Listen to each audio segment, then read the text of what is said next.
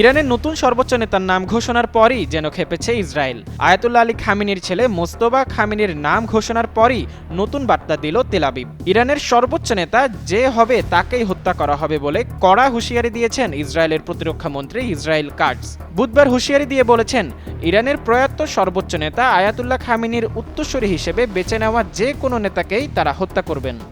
গত শনিবার তেহরানে যুক্তরাষ্ট্র ও ইসরায়েলের যৌথ হামলায় খামেনি নিহত হন। তার উত্তরসূরি বেছে নিতে ইরানে প্রস্তুতি চলছে। বিসওয়াক্স আর ভিটামিন ই সমৃদ্ধ স্কোয়ারের ময়শ্চারাইজিং মেরি লিপ কেয়ার, এবার হাসুন প্রাণ খুলে।